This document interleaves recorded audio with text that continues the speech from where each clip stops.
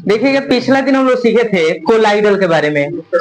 क्या पढ़े थे हम लोग? कोलाइडल के बारे में। तो कोलाइडल भी एक प्रकार का सॉल्यूशन होता है बाबू, जिसके कोणों का जो आकार था वह 10 के पावर -6 मीटर से 10 के पावर 9 मीटर से 10 के पावर -6 मीटर था। याद है? ठीक है।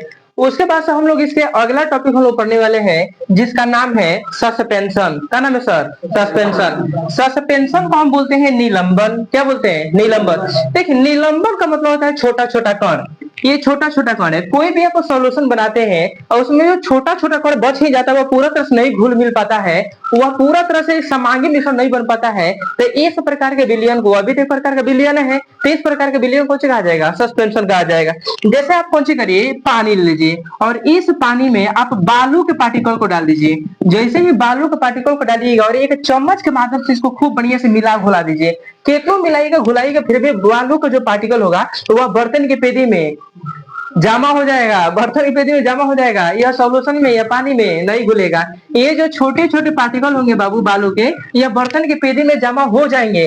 यह कभी भी यह जल में या पानी में नहीं घुलेगा। आप इसको किसी भी सॉल्वेंट में घोल लीजिए, किसी भी माने पानी में, चाहे मान लेते हैं बेंजीन में या अल्कोहल में या दूध में या किसी भी सॉल्वेंट में आप घोल दीजिए, बालू नहीं घुलेगा। तो बाबू इस प्रकार के सॉल्यूशन जिसमें कोई सॉल्यूट जो होता है वो सॉल्वेंट में पूरा तरह से नहीं घुल पाता है, वह बर्तन की पेदी में जमा हो जाता है, जिसको आंखों के द्वारा आराम से ऊपर से नीचे तक लेकर पार्टिकल को देखा जा सकता है। इसके पार्टिकल पूरा तरह से पानी में नहीं घुल मिल पाते हैं, तो इस प्रकार के विलयन को सस्पेंशन कहते हैं। क्या बोलते हैं बाबू? सस्पेंशन। सस्पेंशन भी एक प्रकार का विलयन ही है, लेकिन यह जो होता है इसके पार्टिकल को हम आराम से नंगे आंखों के द्वारा देख सकते हैं। इसके पीछे गुड़े राज होता है बाबू कि इसके जो पार्टिकल होते हैं ना, इसका साइज 10 के पावर -6 मीटर से ज्यादा होते हैं। कितना होते हैं बाबू? 10 के पावर -6 मीटर से ज्यादा होते हैं। यदि किसी के भी पार्टिकल का साइज 10 के पावर -6 मीटर से अगर ज्यादा है, तो याद रखिएगा उसके पार्टिकल को नंगे आंखों के द्वारा देखा जा सकता है। जैसे बालू का कण हो गया, जब बालू का कण को इसमें घोलिएगा, चाहे धूरा हो गया चाहे माटी हो गया, मिट्टी को गीला करके या लेप बना करके जब आप पानी में घोल दीजिएगा, तो देखिएगा पूरा तरह से पानी वाला मिट्टी बन जाएगा, वो सॉल्यूशन बन जाएगा। उसके पार्टिकल को आप आराम से इस तरह से हाथ में निकाल करके और महसूस कर सकते हैं कि गर्म है। लेकिन चीनी को जब पानी में घोल दीजिएगा तो महसूस नहीं कर सकते, क्योंकि चीनी पूरा तरह से पानी में कुछ रहता है, घुल जाता है। वही लोहे का बुरादा ले लीजिए, छोटा छोटा लोहे का बुरादा लेकर के इसको पानी में डाल दीजिए और उसके बाद से चम्मच के माध्यम से जब एक सॉल्यूशन बना दीजिएगा, घोल लीजिएगा, ये पूरा तरह से कभी भी नहीं घुलेगा। जब ये पूरा पानी शांत हो जाएगा तो देखिएगा नीचे जाकर के बर्तन पेदी में कुछ हो जाएगा बाबू, बैठ जाएगा। तो सस्पेंशन का मतलब होता है छोटा छोटा कण। तो एक ऐसा विलयन जिसके कण जो होते हैं वह बर्तन की पेदी में आकर के बैठ जाते हैं। इसके कण जो होते हैं पूरा तरह से सॉल्वेंट नहीं हो पाते हैं, मतलब सॉल्युबल नहीं होता है, घुलनशील नहीं होते हैं। यह बर्तन की पेदी में आग बच जाते हैं, जिसको नंगे आंखों के द्वारा देखा जा सकता है। ये पानी को ऊपरी सतह से भी आराम से देखा जा सकता है, जिसको देखने के लिए इलेक्ट्रॉन माइक्रोस्कोप की आवश्यकता नहीं पड़ती, हम नंगे आंखों के द्वारा भी देख सकते हैं। तो उसको कौन सी बोलेंगे? सस्पेंशन बोलेंगे। इनके कोणों का आकार 10 के पावर -6 मीटर होता है। जैसे पानी में बालू को घोल दीजिए, पानी में आयरन को घोल दीजिए, आयरन के चूर्ण या पाउडर को लेकर घोल दीजिए, जिंक के पाउडर को घोल दीजिए। ये सारा जब एकड़ में घोलिएगा तो कभी भी ये पानी में नहीं घुलेगा। तो इस प्रकार के विलयन को कौन सी कहा जाएगा? सस्पेंशन कहा जाएगा। याद रहेगा? ठीक है। तो एक बार और परिभाषा सुनिए। सस्पेंशन है निलंबन से आप क्या समझते हैं? तो याद रखिएगा, एक ऐसा विलयन जिसमें पार्टिकल को नंगी आंखों के द्वारा देखा जा सकता है, जिसमें सॉल्यूट सॉल्वेंट में पूरा तरह से घुलनशील नहीं होता है, जिसके कोणों का आकार 10 के पावर -6 मीटर से ज्यादा होता है, तो इस प्रकार के विलयन को निलंबन कहा जाता है। निलंबन के निम्नलिखित गुण है।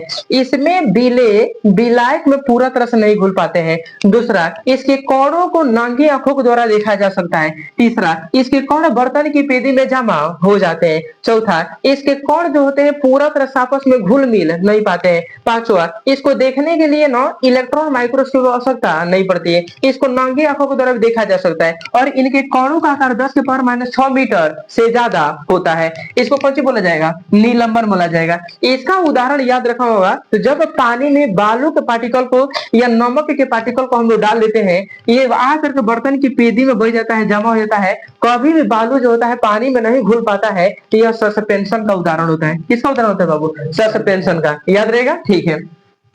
इसको देखिएगा, नेम ऑफ कोलाइडल सॉल्यूशन। अब कोलाइडल जो सॉल्यूशन, अच्छा थोड़ा ध्यान दीजिएगा, चाहे सस्पेंशन हो चाहे कोलाइडल हो, यह दो पदार्थों को मिलने से जरूर बनता है बाबू। पहले वाले को बोलते हैं सॉल्यूट और दूसरे को कुछ बोलते हैं सॉल्वेंट बोलते हैं, सॉल्वेंट बोलते हैं। याद रखिएगा, जब यह सॉल्यूट और सॉल्वेंट होगा तो एक का वास्तविक विलयन कहा जाएगा। लेकिन जब कोई विलयन बनाइए और उसमें सॉल्यूट का काम न, सॉल्यूट की जगह पर कोई दूसरा पदार्थ कर रहा हो, जिसको हम हिंदी में परिक्षेपित या परिक्षेपण बोल दीजिए, परिक्षेपण,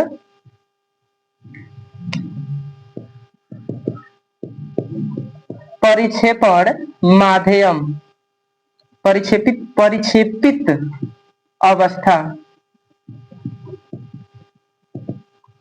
परिक्षेपित अवस्था। जब सॉल्वेंट को ना, जब सॉल्वेंट का काम सॉल्वेंट ना करके इसके जगह पर कोई दूसरा पदार्थ कर रहा होता है तो इसको बोलते हैं परिक्षेपित अवस्था। परिक्षेपित ना परिक्षेपित माध्यम, अवस्था तो पहले ही हो गया है। हिंदी में करेगा परिक्षेपित अवस्था कहेंगे, इंग्लिश में करेगा बोलेंगे डिस्पर्सन फेज, डिस्पर्सन फेज बोलते हैं। इसको इंग्लिश में बोलेंगे डिस्पर्सन मीडियम। ध्यान दीजिएगा बाबू, तो जब आप कोई मान लेते हैं कि कोलाइडल बनाइए, कोलाइडल सॉल्यूशन बनाइए, चाहे निलंबन बनाइए, मतलब कि वास्तविक विलयन न बना करके जब आप कोलाइडली विलयन बनाइएगा या निलंबन विलयन बनाइएगा तो उस समय सॉल्यूट का जो काम करेगा ना, इसमें किसमें, निलंबन और कोलाइडल में, तो उसको परिक्षेपित अवस्था कहा जाएगा। मतलब परिक्षेपित अवस्था वही होता है जो विलयन बनाते समय सॉल्यूट होता है, ठीक ना। जो काम विलयन में सॉल्यूट का होता है वही काम किसका होता है, परिक्षेपित अवस्था का होता है। मतलब परिक्षेपित अवस्था को ही हम सॉल्यूट बोलेंगे। देखिएगा, निलंबन बनाइए चाहे कोई भी कोलाइडल विलयन बनाइए, तो जो काम सॉल्वेंट का होता है ना वही परिक्षेपित माध्यम का होता है। तो इसीलिए परिक्षेपित माध्यम को हम सॉल्वेंट के नाम से भी जानेंगे, याद रखिएगा। तो निलंबन के कणों का आकार 10 के पावर -6 मीटर होता है। तो ये कणों का जो आकार होता है यह परिक्षेपित अवस्था और परिक्षेपित माध्यम के कणों का आकार होता है। ऐसी परिक्षेपित अवस्था को सॉल्यूट और परिक्षेपित माध्यम को सॉल्वेंट के नाम से जाना जाता है। और इनके कणों को नहीं, इसके कणों को नंगे आंखों द्वारा आप देख पा रहे हैं, इसका मतलब कि आप सॉल्यूट और सॉल्वेंट को देख पा रहे हैं, मतलब कि परिक्षेपित अवस्था और परिक्षेपण माध्यम को आप आराम से देख पा रहे हैं। तो याद रखिएगा, जो काम किसी विलयन में सॉल्यूट काम करता है वही निलंबन और कोलाइडली विलयन में परिक्षेपित अवस्था काम करता है। जो किसी विलयन में सॉल्वेंट काम करता है वही निलंबन या कोलाइडली विलयन में परिक्षेपित माध्यम काम करता है। इसका मतलब है कि परिक्षेपित अवस्था को ही सॉल्यूट कहा जाएगा और परिक्षेपित माध्यम को क्या बोला जाएगा, सॉल्वेंट कहा जाएगा, याद रखिएगा। अब देखिएगा, कोलाइडल जो सॉल्यूशन बनता है बाबू, अगर एकरा में परिक्षेपित जो माध्यम है, परिक्षेपित माध्यम, परिक्षेपित माध्यम को मतलब अभी हम आप लोग को बताए हैं, एकरा सॉल्वेंट कहा जाएगा। कौन कहा जाएगा, कोई भी आप कोलाइडली विलयन बनाइए और उस कोलाइडली विलयन में यदि सॉल्वेंट का काम वाटर करे, क्या करे, वाटर। जिस तरह से आपको नहीं पढ़ते थे कि विलयन में किसी भी विलयन का नाम जो होता है वो सॉल्यूट के आधार पर रखा जाता है। तो कोई भी कोलाइडल सॉल्यूशन बनाइएगा, अगर उकरा में सॉल्वेंट का काम कौन करे, वाटर, तो उस प्रकार के कोलाइडल सॉल्यूशन को हाइड्रोसोल कोलाइडल सॉल्यूशन कहा जाएगा। कुछ कहा जाएगा, हाइड्रोसोल कोलाइडल सॉल्यूशन। तो हाइड्रोसोल कोलाइडल सॉल्यूशन का नाम से ही पता चलता है कि एकरा में सॉल्वेंट का काम कौन कर रहा है, वाटर कर रहा है। क्योंकि वाटर जो होता है ना, एकरा के एक्वस बोलते हैं और एकरा के एक्वासोल पढ़ा जाएगा। यदि किसी भी कोई भी कोलाइडल विलयन बनाइए और ओकरा में अगर एक भाग वाटर आप ले रहे हैं, क्योंकि सॉल्यूशन बनाने के लिए सॉल्यूट चाहिए, वो क्या चाहिए, सॉल्वेंट चाहिए। अगर एक भाग आप सॉल्वेंट ले रहे हैं और सॉल्वेंट के रूप में आप पानी को ले रहे हैं, तो समझिए एकरा का हाइड्रोसोल कहा जाएगा। कुछ कहा जाएगा बाबू, हाइड्रोसोल कहा जाएगा। अगर मान लीजिए कि आप सॉल्वेंट की जगह पर बेंजीन को ले रहे हैं तो एक बेंजीसोल कहा जाएगा। कुछ कहा जाएगा, बेंजीसोल। तो ऑब्जेक्टिव क्वेश्चन पूछ दीजिएगा, हाइड्रोसोल में डिस्पर्सन मीडियम का काम कौन करता है, तो जल, याद रखिएगा, वाटर। अच्छा, बेंजीसोल में डिस्पर्सन मीडियम का काम कौन करता है, बेंजीन। अब एक साथ ना दूसरे किसी भी सॉल्यूट को ले लीजिएगा, कोनो भी सॉल्यूट को लेते हैं, यदि ओकरा में अगर मान लेते हैं सॉल्वेंट का काम वाटर करता है तो ओकरा का हाइड्रोसोल ही कहा जाएगा। कुछ कहा जाएगा। भले आप कोनो भी सॉल्यूट ले लीजिए, लेकिन सॉल्वेंट क्या हो, वाटर हो, तो ऐसे कोलाइडल सॉल्यूशन को क्या बोला जाएगा, हाइड्रोसोल कहा जाएगा। आप कोई भी सॉल्यूट ले लीजिए, लेकिन अगर सॉल्वेंट का काम बेंजीन कर रहा है तो बाबू ओकरा के बेंजीसोल कहा जाएगा। क्या कहा जाएगा, बेंजीसोल। अगर अल्कोहल आप ले लेते हैं सॉल्वेंट की जगह पर, और सॉल्वेंट किसे कहते हैं, तो विलयन बनाते समय जिसका अमाउंट ज्यादा होता है बाबू ओकरा का सॉल्वेंट बोलते हैं, और जिसका अमाउंट क्या होता है, कम होता है, ओकरा का हम सॉल्यूट बोलते हैं। उसी तरह से अगर अल्कोहल अगर आप लेते हैं कोलाइडल में डिस्पर्शन मीडियम के रूप में, मतलब कि सॉल्वेंट के रूप में, तो ओकरा के अल्कोसॉल कहा जाएगा। कुछ पढ़ेंगे बाबू, अल्कोसॉल। तो अल्कोसॉल क्या है, एक प्रकार का कोलाइडली विलयन है। इसकी पहचान कैसे करेंगे, तो अल्कोसॉल नाम आने से ही पता चल जाता है कि एकरा में अल्कोहल होता है वो सॉल्वेंट का काम करता है। किसका काम करता है, सॉल्वेंट का। और आप जानते हैं कोलाइडली विलयन हो या सस्पेंशन हो, अगर सॉल्वेंट का काम अगर मान लेते हैं कोई करता है, तो सॉल्वेंट का काम जो पदार्थ करता है तो ओकरा का डिस्पर्शन मीडियम कहा जाता है, मतलब कि परिक्षेपित माध्यम कहा जाता है। आगे देखिए बाबू, अगर मान लेते हैं ओकरा में सॉल्वेंट का काम एयर करे, एयर का मतलब हवा, हवा में बहुत सारे पार्टिकल घुलल मिलल हो, तो हवा की अमाउंट ज्यादा है, इसलिए एकरा का सॉल्वेंट कहा जाएगा। इसलिए एकरा का कोलाइडल सॉल्यूशन में आया है, इसलिए एकरा का डिस्पर्शन मीडियम कहा जाएगा। अगर एयर जो होता है सॉल्वेंट का काम करता है, तो जो सॉल्यूशन बनेगा या कोलाइडल बनेगा बाबू, एकरा के एरोसॉल कहा जाएगा। कुछ बोला जाएगा, जैसे हवाएं हैं, एकरा में धूल कण, मिट्टी के कण, बहुत सारे पार्टिकल आपस में घुल मिल गए हैं, तो जब आपस में घुल मिल गए हैं तो एकरा के एरोसॉल कहा जाएगा। कुछ कहा जाएगा, एरोसॉल। तो एरोसॉल एक ऐसा कोलाइडल है जिसमें सॉल्वेंट का काम एयर करता है, बाकी सॉलिड का काम कोई भी धूल कण, मिट्टी कण, गैस के बुलबुले, पानी के बुलबुले, कोई भी धुआं हुआ कर सकता है, तो क्या बोला जाएगा, एरोसॉल कहा जाएगा। बाबू एक बढ़िया क्वेश्चन पूछता है कोलाइडल से, कि क्वेश्चन पूछ देगा कि दही किस कोलाइडल का उदाहरण है, तो ध्यान देना है बाबू, कोलाइडल यहाँ पर एग्जाम्पल पहले लिख देते हैं सॉलिड एरोसॉल। एरोसॉल ये सारा का सारा कोलाइडल का उदाहरण है। तो सॉलिड मतलब होता है ठोसा, एरोसॉल एक नाम है। तो एरोसॉल का मतलब अभी हम आप लोगों को थोड़ा सा बताए हैं। एरोसॉल, एरोसॉल जो होता है ओकरा में किसका कौन काम करता है, एयर। एक मैंने ए ई लिख दीजिए तो कुछ ज्यादा अच्छा रहेगा, एरोसॉल, ठीक ना सर, ये कोई बड़ी बात नहीं है। तो एयर अगर सॉल्वेंट का काम करता है तो ऐसे कोलाइडल सॉल्यूशन को क्यों बोलेंगे, एरोसॉल कहेंगे। तो सॉलिड एरोसॉल का उदाहरण होता है बाबू धूलकण। कुछ होता है अबे बताए हैं, जब हवा में धूलकण, मिट्टी कण, गैस के बुलबुले, पानी के बुलबुले ओकरा में समा जाते हैं, घुल मिल जाते हैं, तो इस प्रकार के कोलाइडल सॉल्यूशन को एरोसॉल पढ़ेंगे। इसका सबसे बढ़िया उदाहरण कौन है बाबू, धूल कण है, मिट्टी के कण है, धुआं है, जलवाष्प है, सारा इसका उदाहरण हो जाएगा। इसको देखिए बाबू, जेल। कौन सी नाम है, जेल। जेल का बहुत सारा उदाहरण हो सकता है। बाल टेढ़ा टेढ़ा हो जाता है तो ओकरा में जेल लगा कर पहुंच जाता है, सीधा किया जाता है। अगर मान लेते हैं जेल का और उदाहरण पूछा जाता है, तो दही इसका उदाहरण ले लीजिए, लिक्विड के रूप में, चिपचिपा पदार्थ के रूप में रहता है। दंत मंजन ले लीजिए सर, पनीर ले लीजिए, मक्खन ले लीजिए, जो भी इसके फॉर्म में आता है, रूप में आता है, जैसे दही हो गया, दंत मंजन हो गया, दंत मंजन मतलब टूथपेस्ट, पनीर आप ले लीजिए या मक्खन आप ले लीजिए, ये सारा सारा दही लिक्विड के रूप में रहता है, चिपचिपा लिक्विड के रूप में रहता है, तो बाबू एक तरह का जेल कहा जाता है। कुछ कहता है जेल। ऑब्जेक्टिव क्वेश्चन में पूछ देगा जेल क्या है, तो जेल एक प्रकार का कोलाइडल है। इसका उदाहरण कौन है, तो दही, दंत मंजन, पनीर, मक्खन। याद रखिएगा जेल से क्वेश्चन 2022 में पूछा गया था, जो अपने कोचिंग का पहला बैच निकला था, ध्यान दीजिए। इमल्सन को हम हिंदी में बोलते हैं बाबू पायस। क्या बोलते हैं, पायस। इसी चैप्टर में कर परिभाषा हम लोग आगे पढ़ेंगे। हाल फिलहाल में ये समझिए कि इमल्सन एक प्रकार का कोलाइडल है। इसका सबसे बढ़िया उदाहरण कौन है बाबू, दूध, और दूसरा शैम्पू। दूध आगे कौन है बाबू, शैम्पू है। याद रखिएगा इमल्सन का उदाहरण दूध और शैम्पू है, याद रखिएगा। अच्छा, लिक्विड एरोसॉल, तो लिक्विड एरोसॉल का सबसे बढ़िया उदाहरण है बाबू फॉग। फॉग वही बारात हो रहती है, बर्थडे पार्टी में देखिएगा फुहारा नहीं मारा तो बर्थडे पर व्हाइट व्हाइट कलर का होता है ना, वो फॉग होता है बाबू। मिस्ट, मिस्ट का मतलब होता है यहाँ पर, मिस्ट का मतलब समझ लीजिए कि धुआं में मिक्सिंग, धूल कण, मिट्टी के कण, ये सारा धुआं, धुआं का पार्टिकल लेकर के मिस्ट बोला जाता है। मिस्ट का मतलब धूल कण, मिट्टी के कण समझ लीजिए। तो लिक्विड एरोसॉल में फॉग भी आ जाएगा, मिस्ट भी आ जाएगा। अगर फुहारा के रूप में निकल रहा है किसी पदार्थ से तो मिस्ट कहा जाएगा, याद रखिएगा।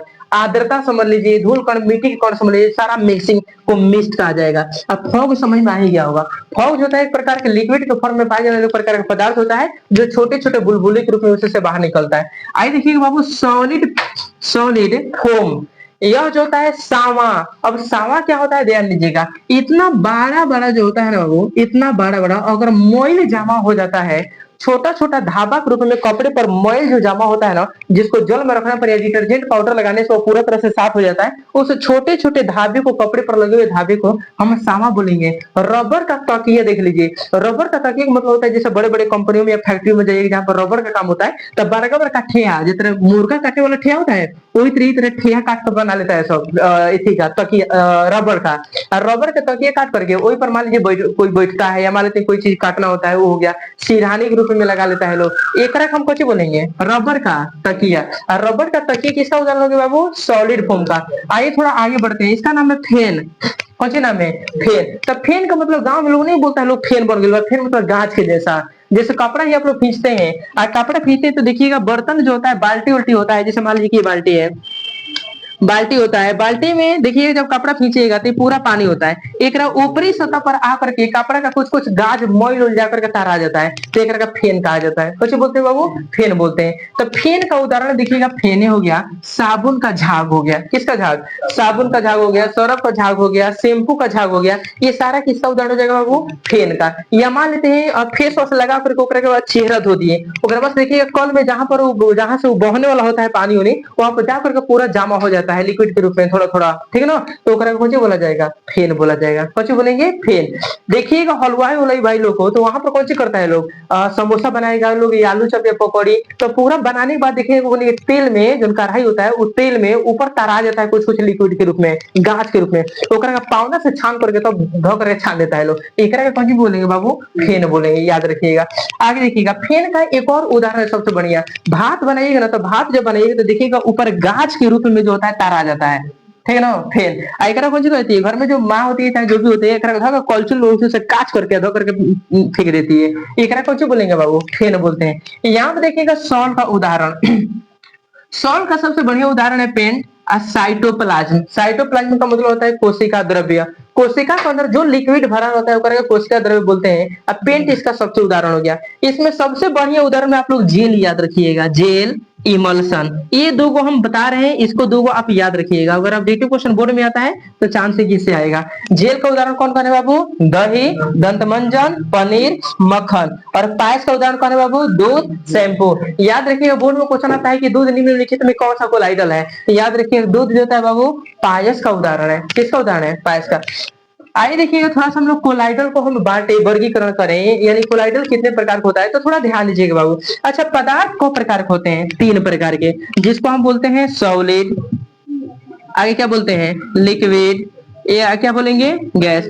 अच्छा ये बताइए कोलाइडल जब 3 प्रकार का होता है तो सॉल्यूशन 9 प्रकार का बनेगा। कौ प्रकार के सॉल्यूशन? जैसे मान लेते हैं अगर सॉल्यूट का काम ठोस करे और मान लेते हैं सॉल्वेंट का काम ठोस करे या गैस करे या कोई लिक्विड करे, तो 3 को सॉल्यूशन बनेगा, बनेगा ना? ये 3 को सॉल्यूशन बना जिसको हम लोग सॉल्यूशन चैप्टर पढ़ लिए। अच्छा मान लीजिए अगर सॉल्वेंट का काम मान लेते हैं लिक्विड करे, तो सॉल्यूट का काम सॉल्वेंट का काम ही कर रहा है तो सॉल्यूट का काम कौन करेगा? या तो कोई सॉलिड करेगा, या तो कोई गैस करेगा, या तो कोई लिक्विड करेगा। तो ये 3 प्रकार के एक सॉल्यूशन बन करके रेडी हो गया। अगर मान लेते हैं बाबू किसी सॉल्यूशन में अगर सॉल्यूट का काम गैस करे तो सॉल्वेंट का काम या तो कोई सॉलिड करेगा, या तो कोई गैस करेगा, या तो कोई लिक्विड करेगा। तो सॉल्यूशन फिर किस प्रकार का हो जाएगा? 3 प्रकार के। एक तरीके के बाबू कोलाइडल जो सॉल्यूशन होता है यह 9 प्रकार का होना चाहिए। कौ प्रकार का? 9 प्रकार का। लेकिन दरअसल में कोलाइडल सॉल्यूशन एक्सपेरिमेंटली 8 प्रकार का पाया गया है। कौ प्रकार बाबू? एगो कोलाइडल सॉल्यूशन वो कोलाइडल सॉल्यूशन नहीं है, 9 गो होना चाहिए, लेकिन यह 8 ही पाया गया है। अब एगो कौन कम हो गया तो देख लीजिएगा। अभी हम बता रहे थे परिक्षेपित अवस्था को हम सॉल्यूट समझेंगे और परिक्षेपित माध्यम को हम सॉल्वेंट समझेंगे। याद है? ये अभी हम समझाए थे माध्यम, माध्यम याद रखिएगा। ये 8 को कौन कौन हो गया बाबू? तो अगर देख लीजिएगा सॉल्यूट का काम बाबू गैस करे, कोई कोलाइडल सॉल्यूशन आप बना रहे हैं अगर हम सॉल्यूट का काम कौन से करे? गैस। एगो है ना गैस, गैस कौन है? देखिएगा gas gas gas gas gas gas का मतलब होता है कि गैस सॉल्यूट का काम कराए और गैस सॉल्वेंट का काम कराए। तो यदि गैस सॉल्यूट का काम करे और गैस फिर से सॉल्वेंट का काम करे तो इस प्रकार के कोलाइडल सॉल्यूशन को हम गैस गैस कोलाइडल सॉल्यूशन कहेंगे। लेकिन दरअसल में ऐसा कोई भी कोलाइडल सॉल्यूशन नहीं पाएगा बाबू जिसमें गैस जो होता है सॉल्यूट का काम करे और गैस फिर से सॉल्वेंट का काम करे। ऐसा अभी तक कोई कोलाइडल सॉल्यूशन हमारे पास उपलब्ध नहीं है जो गैस सॉल्यूट का काम करे और फिर से गैस सॉल्वेंट का काम करे। यदि कोई सॉल्यूट गैस का काम करता हो और सॉल्वेंट भी गैस का काम करता हो तो ऐसा कोई भी कोलाइडल सॉल्यूशन हमारे पास उपलब्ध नहीं है। इसलिए इस कोलाइडल सॉल्यूशन को हम यहाँ पर से 9 में से को घटा देंगे, जिसके चलते कोलाइडल सॉल्यूशन की संख्या कितनी हो जाएगी? 8 हो जाएगी। आप जितना उदाहरण देख रहे हैं बाबू एकरा में एगो सॉल्यूट और दूसरा सॉल्वेंट होता है और यह सॉल्यूट और सॉल्वेंट गैस और दोनों गैस नहीं होता है। एगो गैस दूसरा सॉलिड या गैस मतलब गैस गैस को छोड़ करके अदर एकरा में तीनों पदार्थ होते हैं, मतलब गैस गैस एकरा में नहीं होते हैं। इसीलिए कोलाइडल सॉल्यूशन जो होता है गैस गैस से नहीं बनाया जाता है, मतलब कि सॉल्यूट जो होता है गैस का काम नहीं करता है और सॉल्वेंट जो होता है गैस का काम नहीं करता है। इसीलिए कोलाइडल सॉल्यूशन जो होता है 9 प्रकार के, 9 होकर के कौ प्रकार हो जाता है, 8 प्रकार हो जाता है, क्योंकि अभी तक कोई ऐसा कोलाइडल सॉल्यूशन नहीं पाया गया है जिसमें सॉल्यूट और सॉल्वेंट दोनों गैस का काम करे, याद रहेगा। तो इसीलिए कोलाइडल सॉल्यूशन 8 प्रकार का हो गया। कौ प्रकार बाबू? 8 प्रकार के।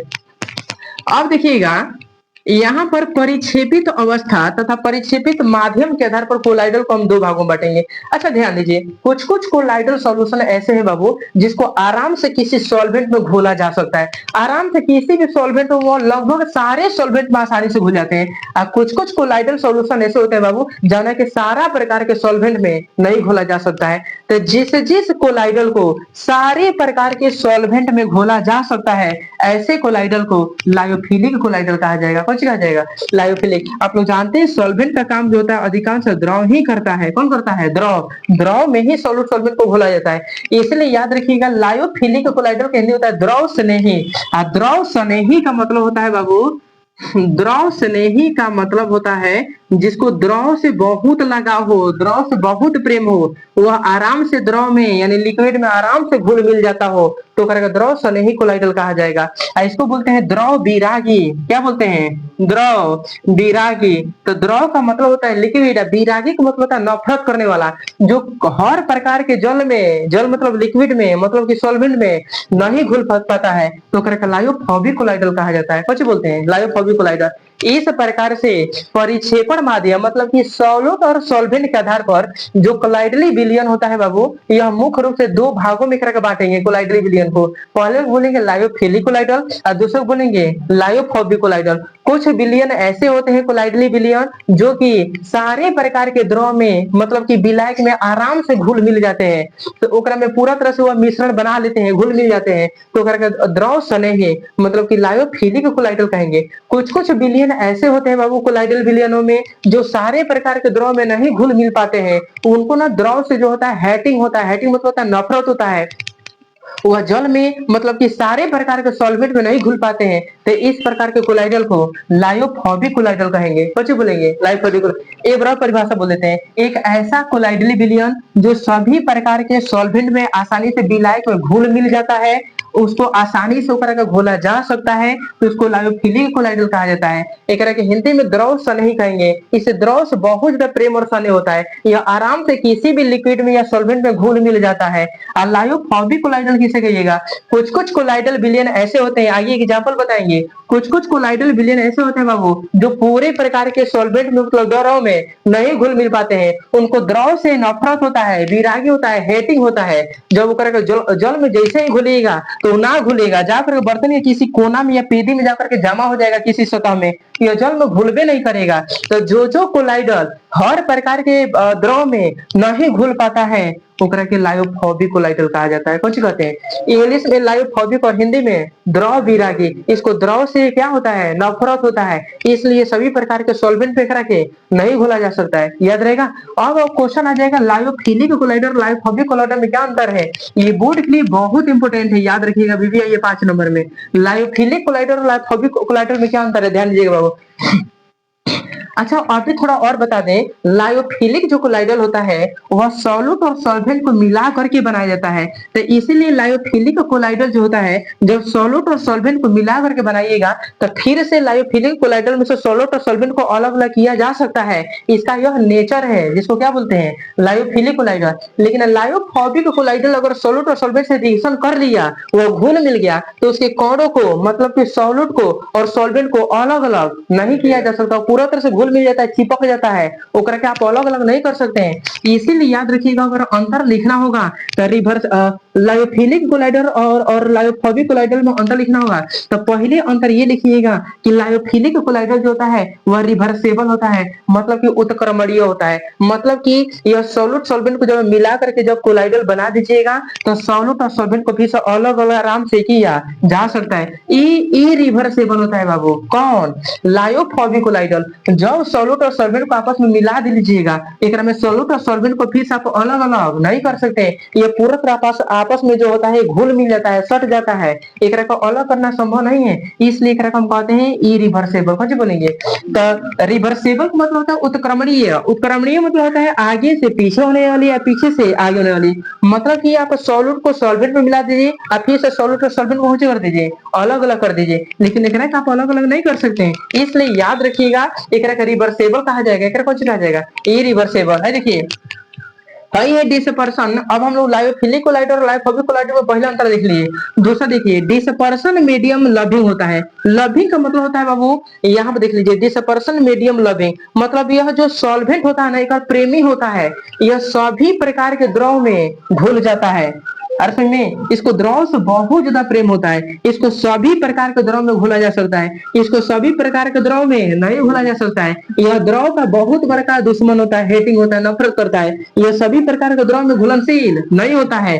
याद रखिएगा बाबू, जब यह पूरा तरह से घुल मिल जाएगा तो यह सॉल्यूशन पूरा तरह से अस्थायी हो जाता है। एकरा में ना और भी सॉल्यूट और सॉल्वेंट डालने की आवश्यकता नहीं पड़ती है, यह अस्थायी हो जाता है। याद रखिएगा इसलिए एकरा बोला जाएगा लायोफिलिक जो होता है अस्थायी होता है। लेकिन ये जो होता है ना बाबू, ये घुलने के बावजूद भी अस्थायी नहीं होता है, इसमें और भी पार्टिकल को घोला ओला जा सकता है। इसलिए याद रखिएगा लायोफिलिक कोलाइडल अस्थायी होता है, लेकिन लायोफिलिक कोलाइडल अस्थायी नहीं होता है। आगे देखिएगा इसमें देखिएगा लायोफिलिक जो कोलाइडल होता है एक डिस्पोसिटी। डिस्पोसिटी मतलब होता है श्यानता बहुत ज्यादा होती है। श्यानता बहुत ज्यादा होने का मतलब हुआ, अभी हम बोले सॉल्यूट और सॉल्वेंट को एक में से अलग अलग किया जा सकता है। तो जब सॉल्यूट और सॉल्वेंट को एक में से अलग अलग कर लीजिएगा तो उसे के ओकरे के डिस्पोसिटी कहते हैं। श्यानता श्यानता मतलब होता है अलग अलग कर लेना, लामरा देना या ओकरे के अलग अलग हटा देना। तो एक में से सॉल्यूट और सॉल्वेंट को अलग कर देंगे, इसलिए डिस्पोसिटी मतलब श्यानता ज्यादा हो जाता है। एक में से अलग अलग नहीं किया जा सकता है, इसलिए कर श्यानता लगभग 0 के बराबर होती है। किसके बराबर है वो?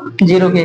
किसकी श्यानता ज्यादा होती है? लायोफिलिक कोलाइडल का। किसकी श्यानता बहुत कम होती है? 0 के बराबर? लायोफोबिक कोलाइडल का। इसको देखिए बाबू, ये ना सरफेस टेंशन की घटना को बहुत कम दिखाता है। अब कहिएगा सरफेस टेंशन क्या है? सरफेस टेंशन का मतलब होता है बाबू, कोई भी एक पत्ता ले लीजिए, एकरा पर किसी सॉल्यूशन को डाल दीजिए, अगर पूरा तरह से छील के नीचे गिर जाता है, एकरा पर रुकता नहीं है, सटता नहीं है, तो इस घटना को सरफेस टेंशन कहते हैं। जैसे बारिश का मौसम में और वह का पतई पर जितना पानी उन्हें गिरेगा, देखिएगा इगुरो पानी को अपने पास नहीं रहने देता है। इस घटना को कुछ बोलते हैं? सरफेस टेंशन बोलते हैं। याद रखिएगा लायोफिलिक कोलाइडल जिन चीजों से मिलकर बनाया जाता है वह जो होता है उसका सरफेस टेंशन बहुत कम होता है। सरफेस टेंशन बहुत कम होता है। अगर उसके किसी सतह पर आप गिराते हैं तो आराम से ऊपर पर चिपका रह जाएगा, उजनी रह जाएगा आराम से। लेकिन यहाँ पर देख लीजिएगा इसका सरफेस टेंशन बहुत ज्यादा होता है। इस विलियन को मतलब कोलाइडल विलियन को, लायोफोबिक कोलाइडल विलियन को जैसे ऊपर सतह पर जैसे धरिएगा वो छील करके नीचे गिर जाएगा। इसलिए याद रखिएगा लायोफिलिक कोलाइडल का पृष्ठ तनाव कम होता है और लायोफोबिक कोलाइडल का पृष्ठ तनाव ज्यादा होता है। याद रखिएगा वो इसलिए क्योंकि लायोफिलिक कोलाइडल के कण जो होते हैं को अलग अलग किया जा सकता है। इसके कण पूरा तरह से आपस में घुल मिल जाते हैं, इसलिए आपस में मिल करके एक प्रकार का गोल आकृति बना लेते हैं, गोल गोल। इसके मोलिक्यूल जो होते हैं वो गोलाकार हो जाते हैं। इसलिए जब किसी भी सतह पर एक जैसे डरिएगा तो पूरे धरा करके धुरु करके वह नीचे गिर जाएगा। याद रहेगा? ठीक है। आगे देखिएगा, ये देखिएगा टिंडल प्रभाव बहुत कम प्रदर्शित करता है। टिंडल प्रभाव का मतलब क्या होता है? एक सॉल्यूशन बना लीजिए जो कोलाइडल सॉल्यूशन हो, आइक्रम जैसे ही टॉर्च को बारिएगा सर जी, तो टॉर्च के प्रकाश के रास्ते में ये कोलाइडल के जो कण है, सॉल्यूट चाहे सॉल्वेंट, जैसे ही आएंगे ना तो ये पूरा प्रकाश की किरणों को छितरा देंगे, जिसके चलते प्रकाश की किरणें छितरा जाएगी और छितराने के बाद चमकने लगेगी। तो याद रखिएगा इस घटना को सबसे पहले टिंडल ने देखा था, जिसको टिंडल प्रभाव कहा जाता है। मतलब जब भी किसी कोलाइडली विलयन में सूर्य के प्रकाश को गुजारा जाता है तो कोलाइडली विलयन के जो कण होते हैं सूर्य के प्रकाश से टकरा करके मैंने सूर्य का प्रकाश होता है कोलाइडली विलयन के कणों से टकरा करके वो पूरा तरह से छितरा जाता है और चमकने लगता है। इस घटना को सबसे पहले कोलाइडल टिंडल ने देखा था, इसलिए इस घटना को टिंडल प्रभाव कहा जाता है। तो याद रखिएगा लायोफिलिक जो कोलाइडल होता है टिंडल प्रभाव प्रदर्शित करता है, लेकिन बहुत कम आएगा ढंग। ठीक है, यह बहुत कम टिंडल प्रभाव प्रदर्शित करता है। याद रखिएगा इसके पार्टिकल पूरा तरह से आपस में चिपक गए रहते हैं, इसीलिए यह ज्यादा टिंडल प्रभाव प्रदर्शित करता है। तो कौन सा कोलाइडल है जो टिंडल प्रभाव ज्यादा प्रदर्शित करता है? भाई लायोफोबिक। कौन सा कोलाइडल है जो टिनल प्रभाव कम प्रदर्शित करता है? Lyophilic colloidal. याद रहेगा, इसका मेन वजह है क्योंकि इसकी सयांता जो होती है, कौन है सयांता? लायोफिलिक कोलाइडल के। एक और जो सयांता होती है बाबू ज्यादा होती है, ठीक ना। ये आप ये जो पार्टिकल जो होते हैं, इसके पार्टिकल को अलग अलग किया जा सकता है। जब प्रकाश की किरणों क्रम जाती है तो पार्टिकल अलग अलग हो जाते हैं, जिसके चलते होता है पार्टिकल टकरा नहीं पाते हैं। अगर पार्टिकल आपस में गोट रहते हैं, जैसे उसको प्रकाश हो जाता है पूरा छितरा देते हैं। इसीलिए एकरा में टिंडल प्रभाव ज्यादा पाया जाता है। एकरा में टिंडल प्रभाव कौन सी पाया जाता है? कम पाया जाता है। याद रखिएगा। देखिएगा यहाँ पर, देखिएगा इनके पार्टिकलों को, किनके? लायोफिलिक के। लायोफिलिक जो कोलाइडल होता है, जिन पार्टिकलों से मिलकर बना है सोलूट और सॉल्वेंट, इसके पार्टिकलों को अलग अलग किया जा सकता है, अभी कोई नहीं बताए, लेकिन इसके पार्टिकल को अलग अलग नहीं किया जा सकता है। आगे देखिएगा, इसका उदाहरण जो होता है अस्टार्च हो गया। मार, स्टार्च मतलब मार, इसका स्टार्च उदाहरण हो गया। प्रोटीन उदाहरण हो गया। रबर को जब काफी हाई टेम्परेचर को गर्म किया है तो पिघल जाता है। अब पिघलने के बाद ना एक कोलाइडल बना लेता है, जिसको रबर कोलाइडल कहा जाता है। तो बाबू ये रबर जो होता है ना, लायोफिलिक कोलाइडल का उदाहरण है। किसका उदाहरण है? लायोफिलिक। जब एक ठंडा कर दिएगा तो ठोस बन जाएगा, आराम से आप तान सकते हैं। एक हम बोलते हैं डिस्पोसिटी, सयानता। तानने की क्षमता को बोलेंगे सयानता। तो स्टार्च, प्रोटीन, रबर, ये सारा किसके उदाहरण हो गए? लायोफिलिक का उदाहरण हो गए। देखिएगा, सोना को जब आप हाई टेम्परेचर पर गर्म कर दीजिएगा तो पूरा तरह से लिक्विड बन जाता है, सॉल्यूशन बन जाता है। तो बाबू एक तरह का गोल्ड सॉल्ट पढ़ते हैं। कुछ पढ़ते हैं? Gold salt. आइए किसका उदाहरण हो जाएगा? लायोफोबिक का। अच्छा देख लीजिएगा, सिल्वर सॉल्ट मतलब चांदी का सॉल्ट। सॉल्ट का मतलब होता है वो लिक्विड के रूप में पूरा तरह से लिक्विड बन जाएगा। जब चांदी को हाई टेम्परेचर पर गर्म करिएगा तो गर्म होने के बाद वो लिक्विड के रूप में पूरा तरह से पिघल जाता है। तो इस प्रकार के सॉल्यूशन को सिल्वर सॉल्ट कहा जाएगा। जिंक सॉल्ट, जितना धातु है एक का पिघला दीजिएगा, लिक्विड के रूप में आ जाएगा। तो इस प्रकार के कोलाइडल कौन से बोलेंगे बाबू? लायोफोबिक कोलाइडल कहेंगे। तो एक बार बोल देते हैं लायोफिलिक कोलाइडल, लायोफोबिक कोलाइडल में क्या अंतर है? तो लिखिएगा, लायोफिलिक कोलाइडल, लायोफोबिक कोलाइडल में निम्नलिखित अंतर है। पहला, यह उत्क्रमणीय होता है, यह अनुत्क्रमणीय होता है। आगे लिख दीजिएगा, यह ना परिक्षेपण माध्यम प्रेमी होता है, माने एक द्रव से बड़ा प्रेम होता है। यह परिक्षेपण माध्यम विरागी होता है, विरोधी होता है, एक द्रव से नफरत होता है। आगे लिखिएगा, यह ज्यादा स्थायी होता है, यह कम स्थायी होता है। एक में श्यानता का गुण ज्यादा पाया जाता है, इसमें श्यानता गुण कम पाया जाता है। इसका पृष्ठ तनाव कम होता है, इसका पृष्ठ तनाव ज्यादा होता है। इसमें टिंडल प्रभाव की घटना कम देखने को मिलती है, इसमें टिंडल प्रभाव घटना ज्यादा देखने को मिलती है। आगे देखिएगा, इनके जो कण होते हैं एक का आराम से आप अलग अलग कर सकते हैं, इनके कणों को अलग अलग नहीं किया जा सकता है। इसके उदाहरण स्टार्च, प्रोटीन, रबर इत्यादि है। इसके उदाहरण gold salt, silver salt, zinc salt इत्यादि है। इसको इंग्लिश में लायोफिलिक कोलाइडल कहेंगे, इसको इंग्लिश में लायोफोबिक कोलाइडल कहेंगे। याद रहेगा। ये सारे किसका उदाहरण हो गया सर? लायो, किसका अंतर हो गया? लायोफिलिक कोलाइडल, दूसरा लायोफोबिक कोलाइडल। याद रहेगा। अच्छा चलते चलते बता दीजिए, निलंबन के कणों का आकार कितना होता है? 10⁻⁶ मीटर से ज्यादा होता है। याद रखिएगा, जिनके कणों का आकार 10⁻⁶ मीटर से ज्यादा होता है उनके कणों को हम नंगी आंखों के द्वारा देख सकते हैं। उसको देखने के लिए इलेक्ट्रॉन माइक्रोस्कोप की आवश्यकता नहीं पड़ती है। याद रहेगा। चलते चलते बता दीजिए, कोलाइडल सॉल्यूशन जो होता है पदार्थ के हिसाब से कई प्रकार होते हैं? 9 प्रकार के। कौन से कोलाइडल सॉल्यूशन को उदाहरण नहीं है? याद रखिएगा, गैस कोलाइडल सॉल्यूशन। यह नामे गलत ही होता नहीं है, इसलिए अलग अलग कर दिया गया। अभी तक कोई ऐसा कोलाइडल सॉल्यूशन नहीं पाया गया है बाबू जो गैस को मिला करके बनाया गया। याद रहेगा। इसीलिए पदार्थ के अवस्था के हिसाब से कोलाइडल जो सॉल्यूशन होता है मुख्य रूप से 8 प्रकार का होता है। कई प्रकार के? 8 प्रकार के। गैस कोलाइडल सॉल्यूशन नहीं होता है, रट्टा मार लीजिए, अब देखते क्वेश्चन आता है। अच्छा, सॉल्यूट और सॉल्वेंट के हिसाब से, मतलब कि परिक्षेपित स्तर, परिक्षेपण माध्यम के हिसाब से कोलाइडल सॉल्यूशन कई प्रकार हो गया? 2 प्रकार के। कौन कौन बोलेंगे? Lyophilic colloidal, lyophobic colloidal. और अभी हम एक बात बता रहे थे कि लायोफिलिक कोलाइडल वो होता है जो जिसको द्रव से बहुत ज्यादा प्रेम होता है, ओकरा के द्रव में आराम से घोला जा सकता है। तो देखिएगा, जाना कि आप पानी में आराम से घोल दीजिएगा, जाना कोलाइडल सॉल्यूशन को पानी में आप आराम से घोल दीजिएगा, मतलब वह पानी से बहुत प्रेमी है, पानी का वह प्रेमी है, स्नेही है। तो वैसे कोलाइडल सॉल्यूशन को हाइड्रोफिलिक कहा जाएगा। क्या बोला जाएगा बाबू? हाइड्रोफिलिक। यहाँ पे लिख देते हैं, हाइड्रोफिलिक कोलाइडल सॉल्यूशन। एक ऐसा कोलाइडल सॉल्यूशन जिसको पानी में आराम से घोला जा सकता है, जो पानी में घोलने में सक्षम होता है, आराम से ओकरा को घोला जा सकता है, ओकरा का हाइड्रोफिलिक कोलाइडल सॉल्यूशन कहा जाएगा। याद रहेगा। ठीक है। जाना है कि पानी में नहीं घोला जा सकता है, ओकरा का नॉन हाइड्रो, ओकरा के कौन सी बोलिएगा? हाइड्रोफोबिक लगा दीजिए। कौन सी लगा दीजिए, एगो में फिलिक लगा दीजिए, एगो में फॉबिक लगा दीजिए। तो जौन जौन कोलाइडल सॉल्यूशन को जल में घोला जा सकता है ओकरे का हाइड्रोफिलिक कोलाइडल सॉल्यूशन कहा जाएगा, और जिन जिन कोलाइडल सॉल्यूशन को जल में नहीं घोला जा सकता है ओकरे का हाइड्रोफोबिक कोलाइडल सॉल्यूशन कहा जाएगा। याद रहेगा, ठीक है। जैसे आप देखिए जितना जितना लायोफिलिक कोलाइडल है ये सारा सारा हाइड्रोफिलिक कोलाइडल का उदाहरण है, और जितना जितना है जो जितना जितना लायोफोबिक कोलाइडल है बाबू ये सारा हाइड्रोफोबिक कोलाइडल है। क्या चांदी को आप पानी में घोल सकते हैं? नहीं। क्या आप सोने को घोल सकते हैं? जिंक को घोल सकते हैं? लोहे के पाउडर को आप पानी में घोल सकते हैं? नहीं। लेकिन स्टार्च को घोल सकते हैं, प्रोटीन को घोल सकते हैं, रबर को पिघला के घोल सकते हैं, वसा को आप घोल सकते हैं, विटामिन को आप घोल सकते हैं, तो करके हाइड्रोफिलिक कोलाइडल सॉल्यूशन बोलेंगे। याद रहेगा, ठीक है। आज के लिए इतना ही, ठीक है।